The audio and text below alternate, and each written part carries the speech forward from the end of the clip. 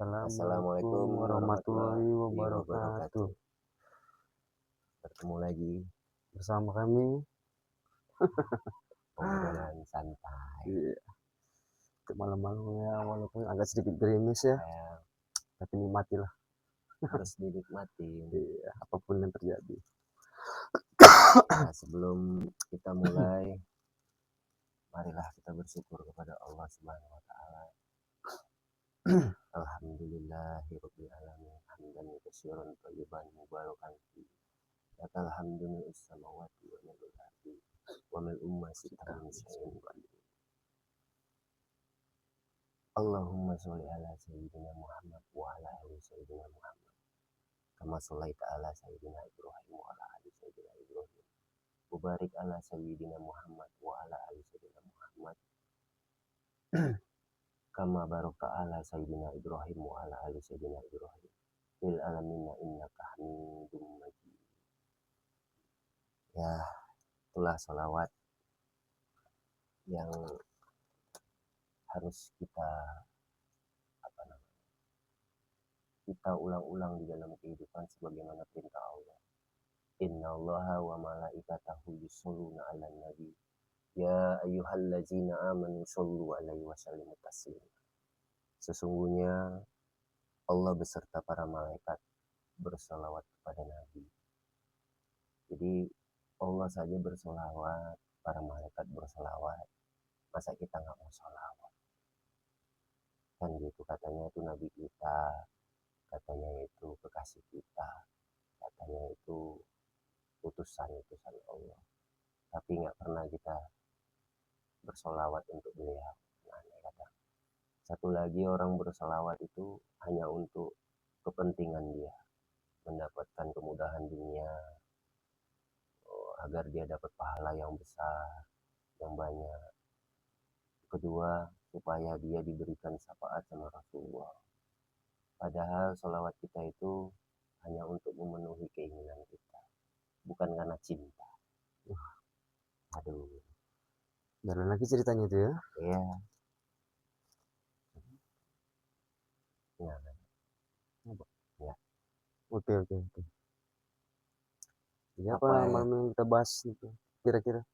Ini tadi ada masukan, pertanyaan. Coba, kenapa di dalam sholawat yang kita bacakan di dalam sholat itu, Allahumma sholli ala sayyidina Muhammad, satu Nabi, wa ala ali sayyidina Muhammad, kama sholaita ala sayyidina Ibrahim, dua Nabi, Iya, dona.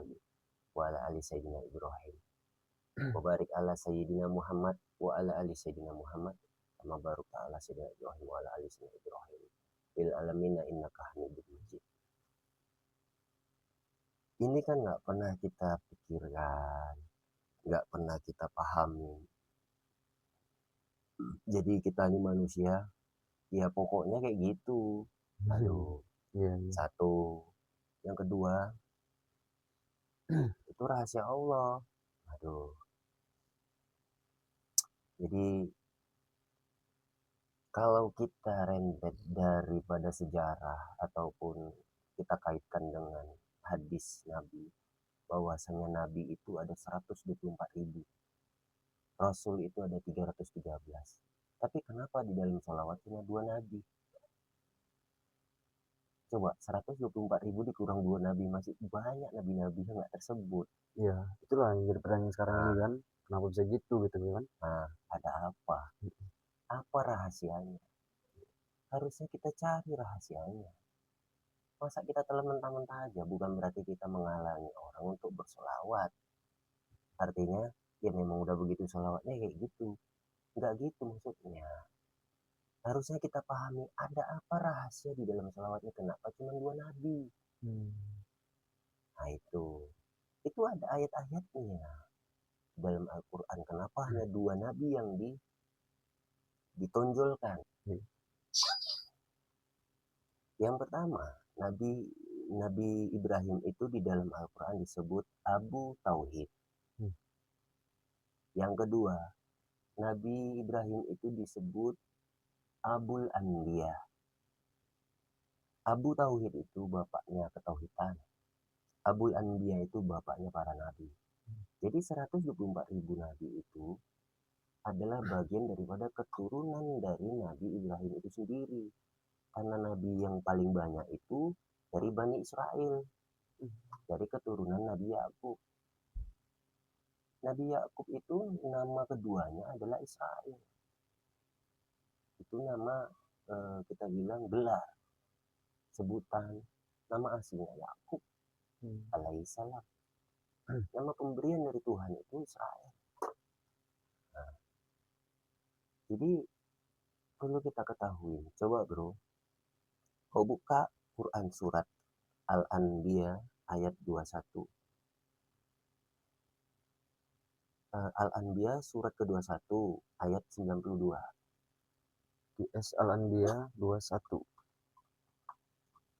Itu surat 21 ayat 92. Ayat 92 ya. Ya, Oh iya. bunyinya. Sesungguhnya agama tauhid ini adalah agama kamu semua. Agama yang satu dan aku adalah Tuhanmu. Maka sembahlah aku. QS Al-Anbiya 92. Al-Mu'minun. Quran surat Al-Mu'minun surat ke-23 ayat 52.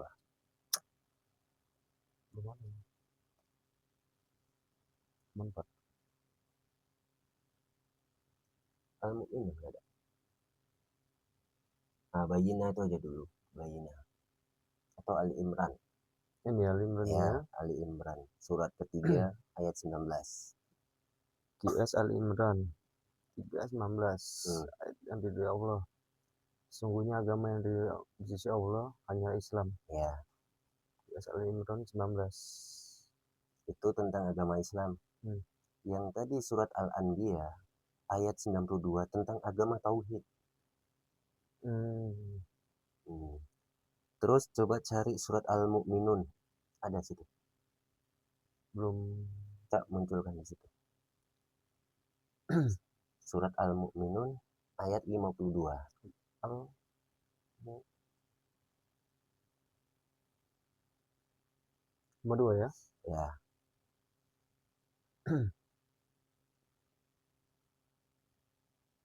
Apa situ bunyinya?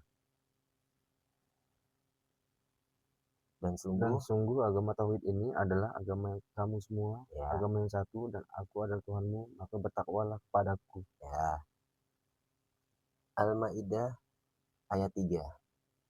Al-Maidah ayat 3. Itu tentang Islam, agama Islam. Al-Maidah ayat 3 ya.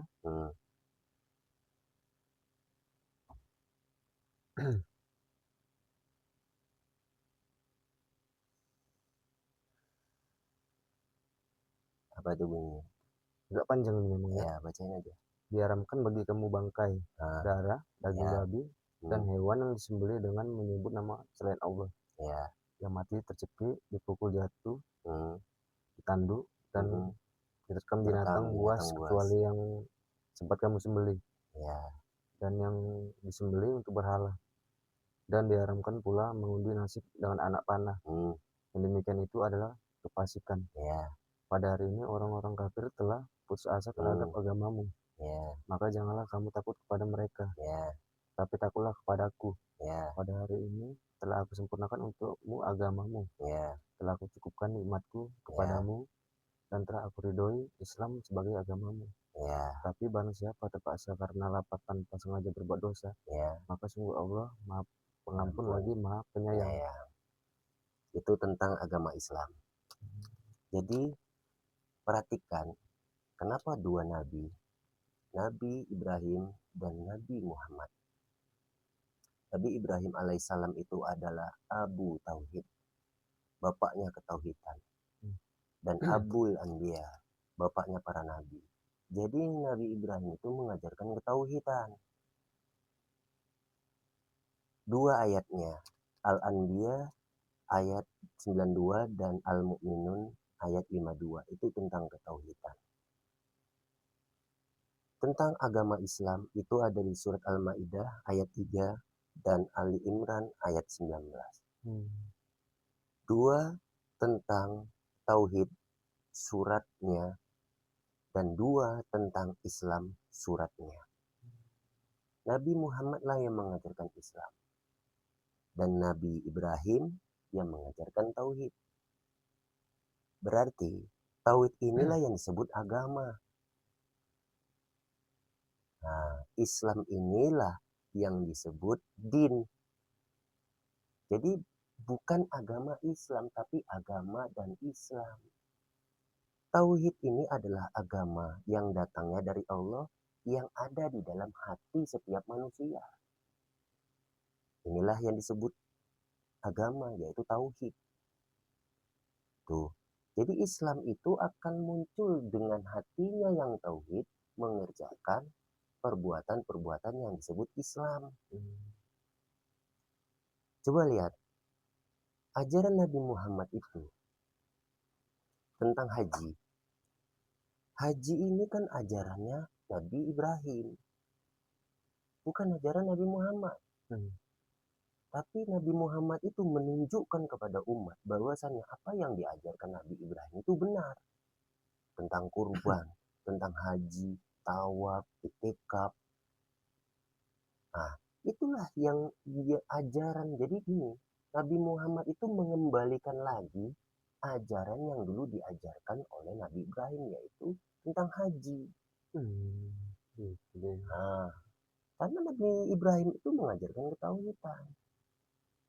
Awalnya Islam itu dari tauhid. Mengesahkan, hanya menyebut atau menunggalkan yang namanya sesembahan. Cukup satu sembahan itu. Dialah yang menciptakan. Dialah yang segala-galanya. Itu dia. Makanya salawat itu cuma 2 nabi. Itu menunjukkan di dalam salawat itu bahwa Nabi Ibrahim itu adalah orang yang benar-benar mengajarkan ketauhidan. Dan Nabi Muhammad SAW itulah yang benar-benar mengajarkan Islam. Islam menyempurnakan ketauhidan. Karena Islam punya syariat. Tauhid tidak. Tetapi apa yang dijalankan Nabi Ibrahim itu apa yang diperintahkan Allah. Tentang haji. Meninggikan Ka'bah. Habis itu disuruh tawaf, mutar-mutar dengan berzikir atau bertasbih. Labaik Allahumma labaik. Labaik la syarika lak labaik. Innal hamda wa nikmatalak wal mulkalak syarikalak. 7 kali diputarin. Itu dia, bro. Nah, jadi sholawat itu jelas 2, karena memang tauhid dan Islam. Tauhid dulu yang dimunculkan, baru Islam. Berarti hati dulu yang dibenahi, baru perbuatan. Gitu dia. Kaitannya. Ini orang sibuk mengerjakan perbuatan, hatinya kosong. Ya itu banyak sih. Hatinya tak bertauhid. Dia sholat, tapi hatinya tak sholat. Iya, makanya itu kan berbeda ya. Nah, apa tadi ya? Yalah, dari rentetan kejadian sejarah tadi, Nabi Ibrahim dulu, baru terakhir penutupnya Nabi Muhammad. Nabi Muhammad membawa Islam, Nabi Ibrahim membawa tauhid. Berarti kan tauhid dulu baru Islam. Itu kalau kita mau memaknai, memahami. Berarti kalau tauhid itu duduknya di hati, Islam itu duduknya di perbuatan. Kan gitu, bro. Ini enggak orang sibuk dengan Islamnya, tapi hatinya kosong, hatinya mati, hatinya masih berhala, masih menyimpan berhala, masih cinta dunia, masih cinta ini, takut itu. Coba. Dia sholat, tapi dia hatinya tak sholat. Cuma pergerakan aja ya? Ya olahraga. Olahraga. Gitu. Nah, jadi kalau kita ini cari apa sih rahasianya, baru kita akan tahu. Nah, jadi kita itu ibadah, memang betul ibadah. Bukan yang digembar-gemborkan pahala sekian. Pahala 27 derajat. Pahala bisa menghapus dosa yang lalu, dosa yang akan datang. Dan tujuan hanya untuk itu tadi ya? Ya itu untuk memenuhi syahwatnya, ya? Nafsunya, hawa nafsunya. Jelas kan? Iya, jelas lah. Jadi Nabi Ibrahim itulah mengajarkan ketauhidan. Ketauhidan itu memang gak ada syariatnya. Hanya duduk, merenungi, mentafakurin tentang kejadian dirinya. Setelah itu kejadian alam semesta. Ada di surat-surat, coba cari di Al-Quran. Bagaimana Nabi Ibrahim itu mencari Tuhannya. Apa ini, bintang? Melihat bintang, iya memang betul. Ini apa nih? Ini, dan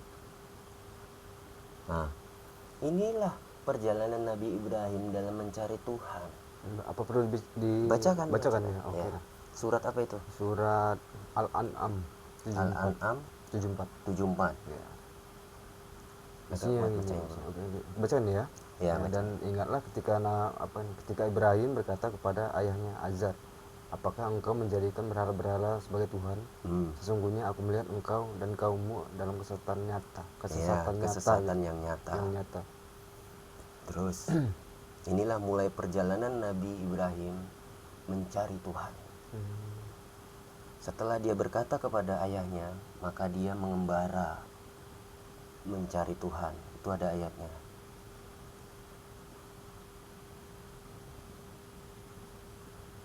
Ketika malam telah gelap, dia melihat sebuah bintang lalu berkata, inikah Tuhanku?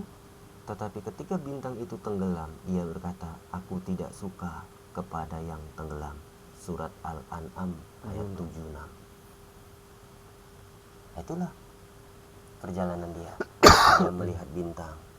Ketika bintang itu dipenuhi di langit begitu indah, ternyata paginya tenggelam, hilang. Ini bukan Tuhan. Nggak tetap artinya ya. Iya. Yang kedua, dia melihat bulan. Ini Al-An'am juga. Itu awal perjalanannya mencari Tuhan, ketauhidan tadi. Yang kedua, dia melihat bulan. Ketika dia melihat bulan terbit, dia berkata, inikah Tuhanku? Ya. Tetapi ketika bulan itu terbenam, dia berkata, ya, sungguh jika Tuhanku tidak memberi petunjuk kepadaku, pastilah aku termasuk orang-orang yang sesat. Itu Al-An'am 77. Ketika dia melihat matahari. Ketika dia melihat matahari terbit, dia berkata, inikah Tuhanku? Ini lebih besar. Tetapi ketika matahari terbenam, dia berkata, wahai kaumku, sesungguhnya aku berlepas diri dari apa yang kalian persekutukan. Ya. Al-An'am 78. Nah itu. Jadi ketika tanda-tanda alam tadi dibaca sama Nabi Ibrahim, ketika dia pertama kali dia mau mencari Tuhan, dia melihat bapaknya yang bernama Azar. Dia melihat bapaknya itu membuat sebuah patung yang dinisbatkan dengan nama orang-orang yang soleh terdahulu. Setelah dibuat patung, dibikin indah patung itu, habis itu disembah. Pertama kali dia lihat itu, ini kan buat tantangan manusia. Bapakku sendiri yang membuat patung, kenapa ini disembah? Dan dia buktikan, dia berbicara dengan patung itu. Dia meminta kepada patung itu gak bisa bicara. Bahkan patung itu tak mendengar. Maka berkatalah dia kepada ayahnya, wahai ayah, kenapa engkau jadikan berhala-berhala itu sebagai sesembahan, sebagai Tuhan, sedangkan mereka tidak bisa mengabulkan doamu, tidak mendengarkan kesusahanmu, keluhanmu, tidak melihat kesusahanmu, penderitaanmu. Sementara patung itu dari buah tanganmu sendiri, kreasimu, ciptaanmu, karyamu. Baru dia melihat alam semesta. Pertama dia lihat bintang. Ketika itu malam, langit cerah, bintang itu keluar semua dengan bentuk rasi bintang yang menakjubkan. Ketika melihat itu, inikah Tuhanku? Begitu pagi tenggelam, ini bukan Tuhanku. Aku gak suka dengan yang tenggelam. Karena apa? Gak berkekuatan, gak abadi. Habis itu dia melihat bulan, terbit bulan pada malam yang terang. Begitu besar bulan, ditengok cantik. Inikah Tuhanku?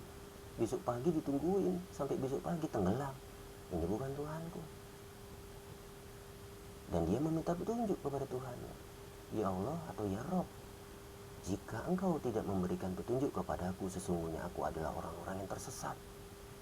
Maka dia melihat paginya itu matahari. Begitu dilihat matahari, dia tungguin sampai tenggelam matahari itu. Dia berkata, bahkan dia berkata kepada kaumnya, wahai kaumku, aku berlepas diri dari apa yang engkau persekutukan, apa yang engkau telah jadikan Tuhan-Tuhan tandingan. Maka Allah akan memberi petunjuk kepada dia, dan akhirnya dia diberi petunjuk. Nah, jadi gelarnya Nabi Ibrahim selain Abu Tauhid, Abul Anbiya adalah Khalilullah, sahabatnya Allah. Nabi Ibrahim itu punya gelar, namanya gelarnya sahabatnya Allah. Juga diizinkan berkata-kata kepada Allah. Nah itu. Jadi ada Nabi Ulul Azmi, 4 orang Nabi Ulul Azmi ini.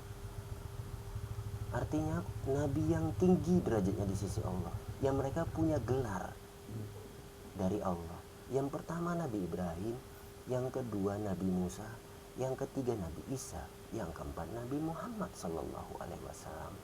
Nabi Ibrahim disebut Khalilullah, Nabi Musa disebut Kalamullah, Nabi Isa disebut Ruhullah, dan Nabi Muhammad SAW disebut Habibullah. Khalilullah Nabi Ibrahim disebut sahabat Allah. Nabi Musa disebut Kalamullah, adalah kalamnya Allah. Nabi Musa diizinkan Allah untuk bisa berbicara langsung tanpa hijab kepada Allah, maka disebut gelarnya Kalamullah. Nabi Isa diciptakan sama Allah tanpa ada bapa, maka dia disebut Ruhullah, ruhnya Allah. Dan Nabi Muhammad SAW ini disebut Habibullah karena dekatnya dia kepada Allah. Dekatnya dia sehingga Allah mengatakan kepada beliau, kekasihku. Makanya gelarnya Habibullah. Ini ulul azmi. Itu dia. Ya, jadi ini yang perlu kita ketahui, bahwasanya Nabi Ibrahim itu adalah Nabi yang mengajarkan ketauhidan yang benar, cerita hati. Jadi Nabi Ibrahim itu mengajak hatinya untuk mengesahkan Tuhannya, untuk menyembah Tuhannya. Nah, Nabi Muhammad inilah datang menyempurnakan hati yang sudah baik, yang sudah sempurna, yang sudah qalbin salim, dengan ajaran Islam, yaitu mengucap 2 kalimat syahadat secara lahir dan batin, mengerjakan sholat secara lahir dan batin, mengerjakan puasa secara lahir dan batin, mengerjakan zakat secara lahir dan batin, juga haji lahir dan batin. Itulah dia syariat tadi yang datangnya dari Nabi Muhammad menyempurnakan ketauhidan. Jadi hati dulu dibenahi tentang ketauhidan. Di part 2 tentang 313 kan bicara hati, kan? Iya, ada. Kita hati dulu, hati itu harus bersih gitu. Jangan ada lagi penyakit-penyakit di dalam hati.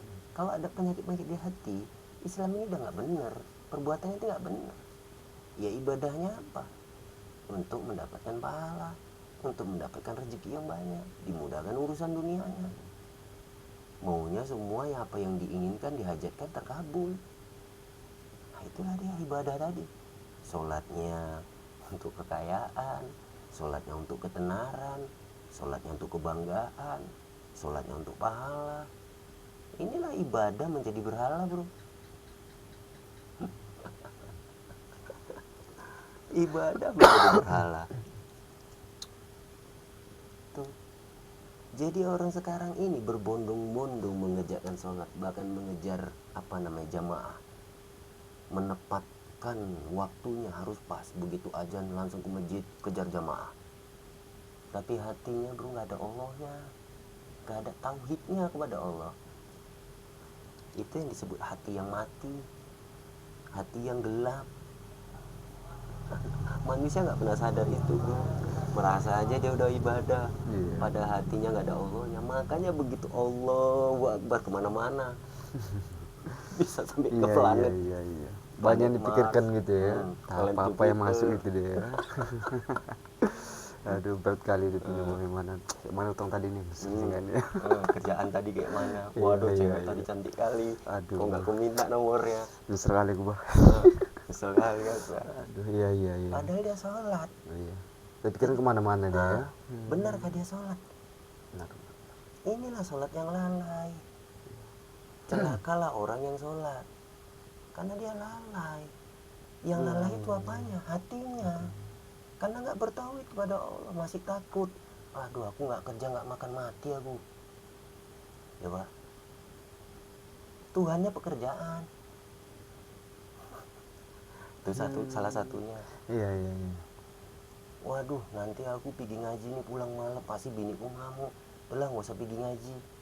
Ya Tuhannya bininya. Orang takut sama bininya. Nggak takut sama Allah, padahal bininya nanti nggak bisa nolong dia. Nggak bisa, bininya aja nggak bisa nolong dirinya, kok nolong dia. Tapi nggak tolong sama dia ya kan. Tapi kok takut sama bininya? Harusnya takutnya sama Allah. Iya. Yang mengizinkan tentang syafaat. Siapa yang diizinkan Allah memberikan syafaat, ya itulah yang diizinkan dan bisa memberikan syafaat. Jadi kalau Allah nggak izinkan, contoh kita minta syafaat kepada Rasul, kalau Allah nggak izin, bisa Rasulullah memberi syafaat. Coba, syafaat itu pertolongan, bro. Coba, kita sibuk sholawat supaya dapat syafaat, tapi kita nggak pernah jalankan apa yang diperintahkan Rasulullah. Mengasihi saudara-saudaranya, menyayangi saudara-saudaranya, tidak membeda-bedakan saudara-saudaranya, kepada seluruh umat manusia berlaku baik, berkata yang baik, punya sopan santun, budi pekerti, budi luhur. Coba, itu yang diajarkan Rasulullah. Dan tentang budi pekerti, sopan santun, itu diajarkan oleh orang-orang Jawa. Jadi orang Jawa itu udah ngajarkan itu duluan, budi pekerti, sopan santun, akhlak. Nah, jadi apa yang dikerjakan orang Jawa itu ya itu perintah Rasulullah. Adab dan akhlak. Tapi orang yang beragama di zaman ini bro, tak ada akhlaknya. Kalau ngomong nyakiti, sholatnya wow 5 waktu, tapi kalau ngomong nyakiti. Sama aja ya. Berarti apa arti sholat dia selama ini kan gitu kan? Ya, mencerminkan kan ya kalau dibilang ya. Ria itulah orang yang lalai. Iya, betul. Orang yang ria itulah orang yang lalai dalam sholatnya, dan dialah orang yang celaka dalam sholatnya. Orang yang sholat celaka kan aneh, yaitu dia ayatnya. Iya, paham.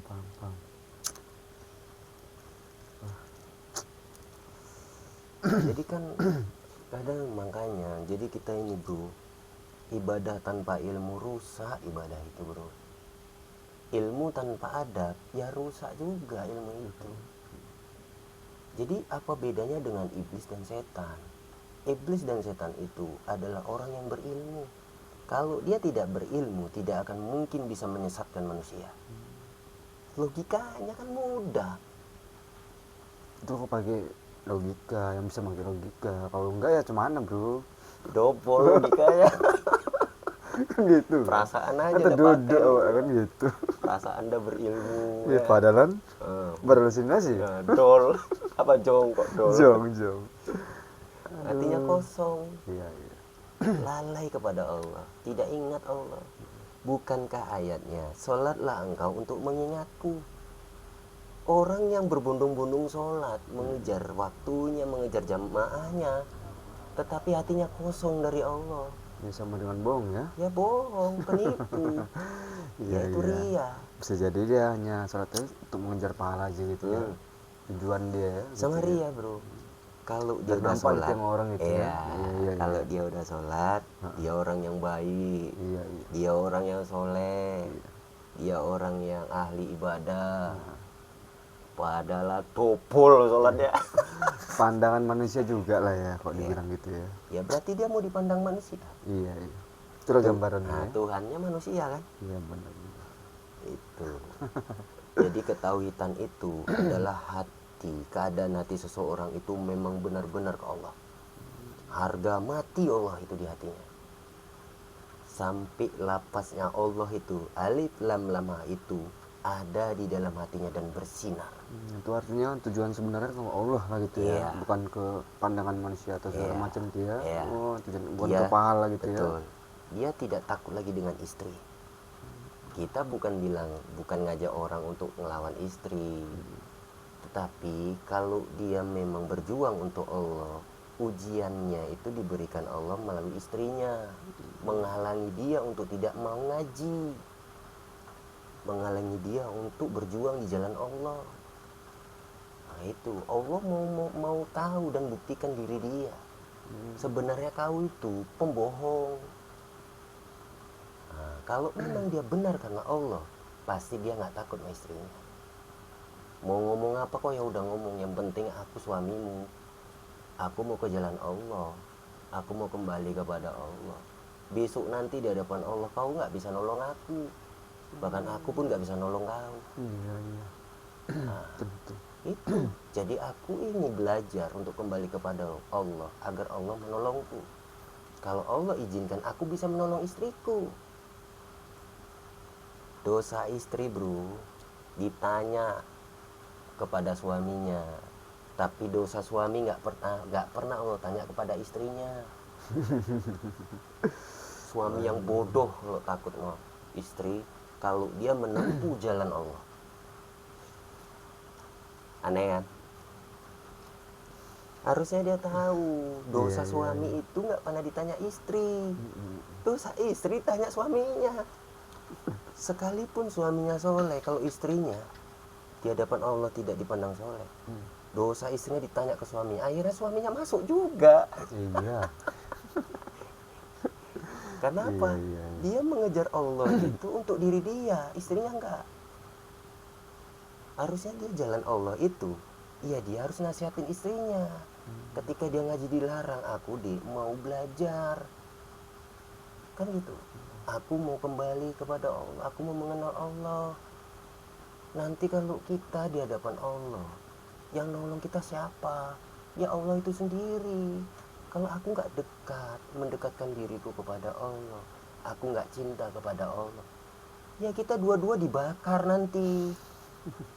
Dosaku itu nggak pernah ditanya kepada kau, dosa kamu ditanyakan kepada aku nanggung.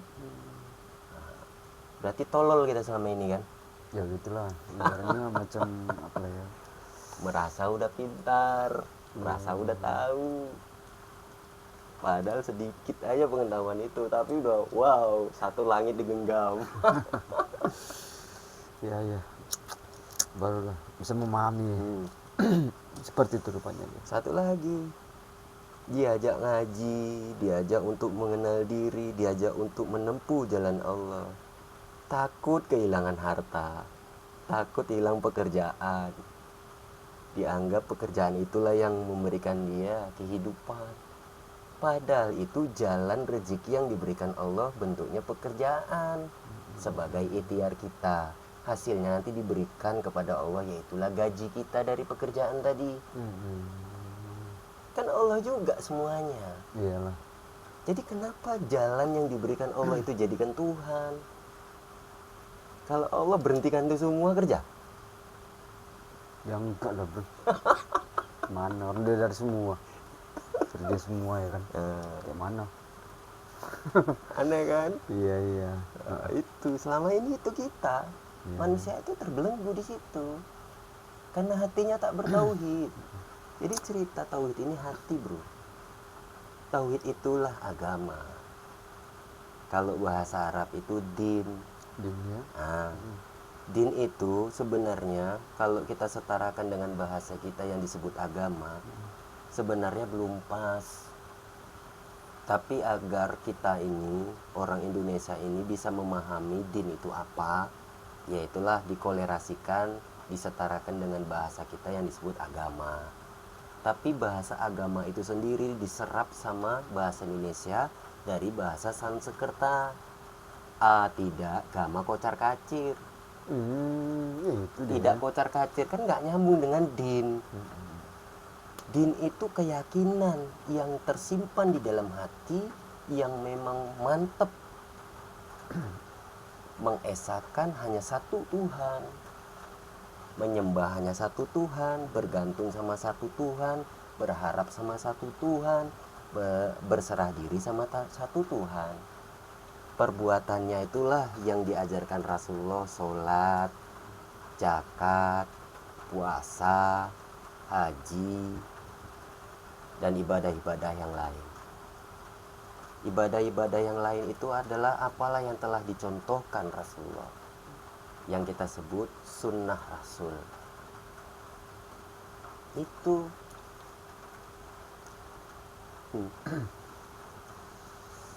kayaknya malam ini hujan, ada rahmat dari Allah.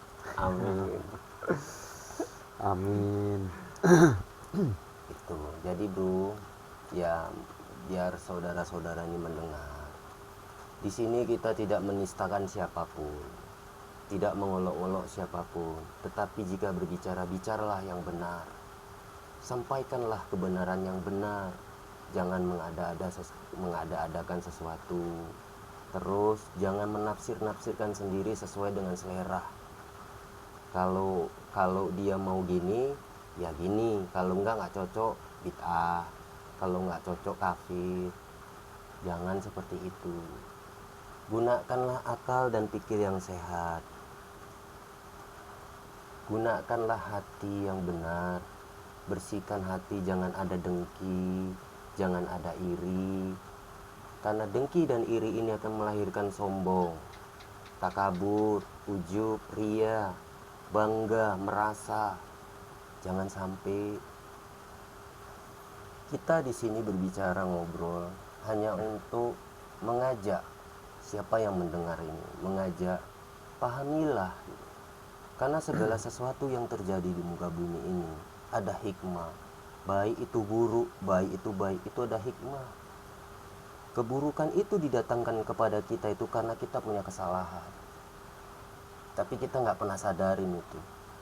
Dan kebaikan itu juga bukan karena serta-merta kita berbuat baik, karena Allah hendak menunjukkan, jika engkau istiqomah dalam berbuat kebaikan untuk mencari keriduanku, maka aku akan memberikan kebaikan-kebaikan itu kepadamu. Itu jadi perlu dipahami. Jadi kalau menyimak konten kami dari awal sampai akhir, supaya dapat alurnya kemana, jangan dipotong-potong. Itu satu lagi, kalau mendengarkan itu coba tanggalkan semua jubah-jubah gelar-gelar kita dalam ilmu akademi. Kita ada kuliah, kita dapat ini, dapat itu, segala macam. Coba tanggalkan dulu, nolkan dulu diri kita. Dengarkan baik-baik, simak baik-baik. Kalau mau dapat petunjuk, karena jubah-jubah itu adalah hijab kita. Gelar-gelar itu di akademia itu hijab-hijab kita. Itulah yang membuat kita akhirnya menolak kebenaran yang sesungguhnya. Jangan kita menghijab hati kita sendiri, sedangkan hati kita ini sudah terhijab dari Allah. Jadi dalam hal apapun, cobalah kita open mind. Artinya, jika kita mendengarkan sesuatu atau pemahaman yang lain dari yang lain, itu harus kita teliti dulu. Teliti itu dalam arti simak dulu, arahnya kemana, dari awal sampai akhir. Ini apa yang dibicarakan. Setelah itu, dari pembicaraan itu kan ada hal-hal yang bisa diambil.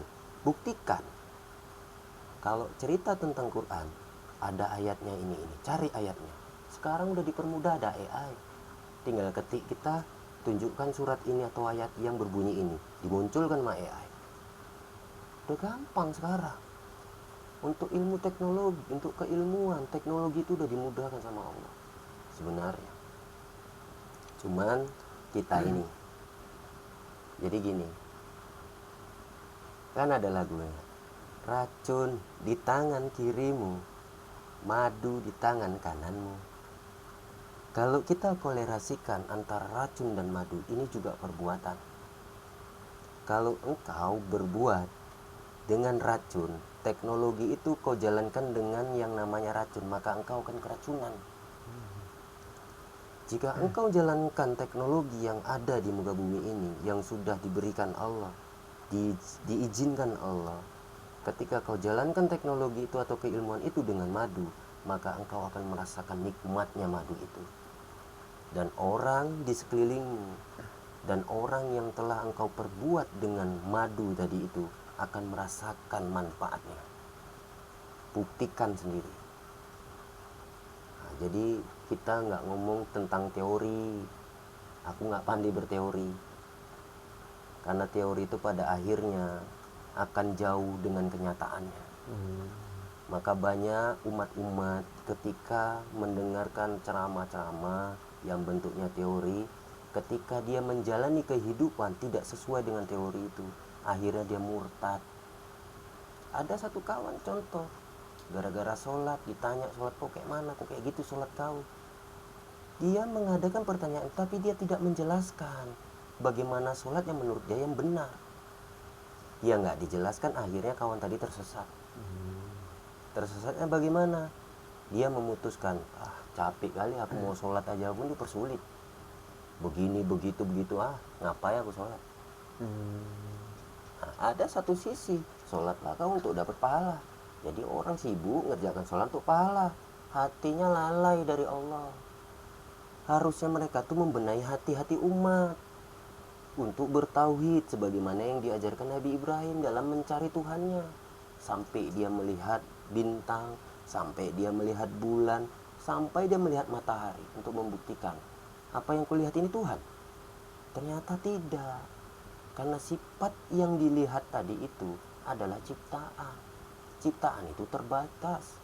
Ciptaan itu nggak punya daya dan upaya, nggak punya kekuasaan. Sifatnya apa? Makhluk itu terbatas. Satu, tidak abadi.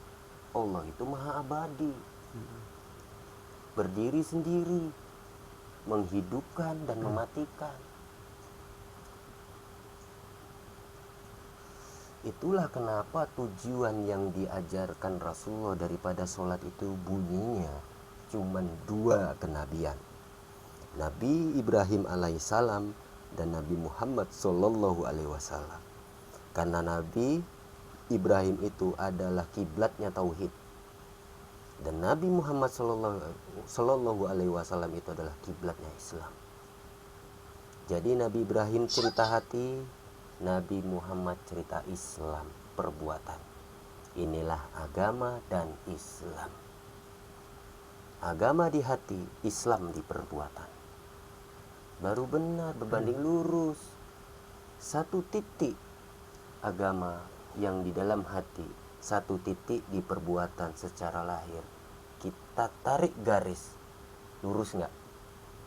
Lurus. Alif bukan? Alif. Itulah jalan yang lurus. Udah. Tapi kalau nggak ada ilmunya ya becak.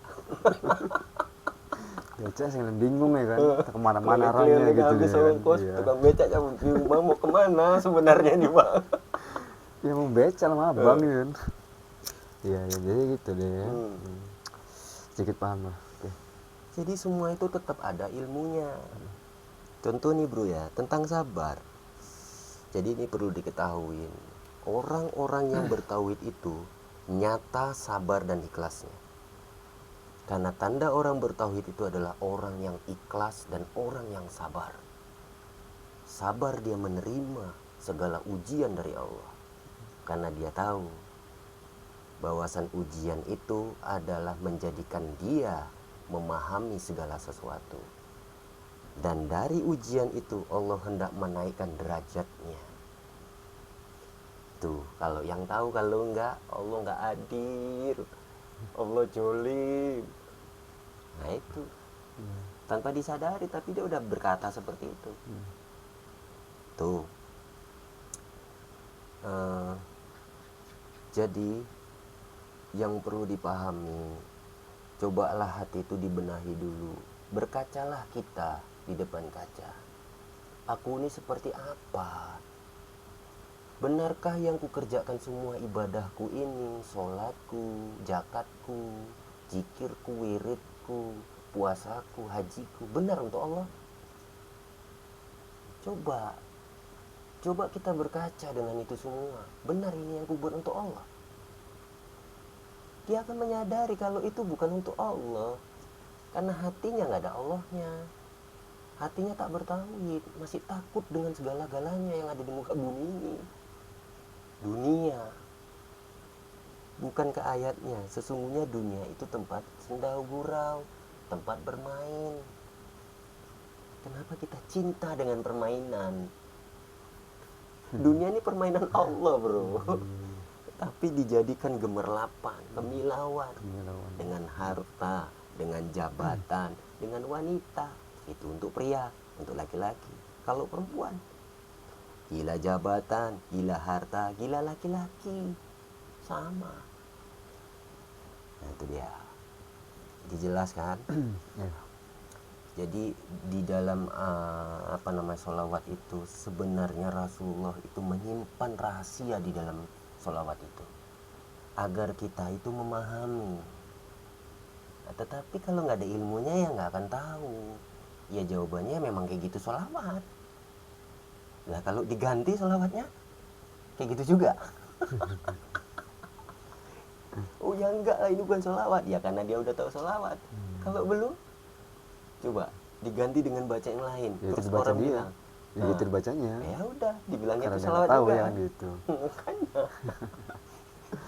Waduh, pekok lagi. Jadi jangan katakan kalau kuning itu emas. Iya. Rupanya salah ya. Tai.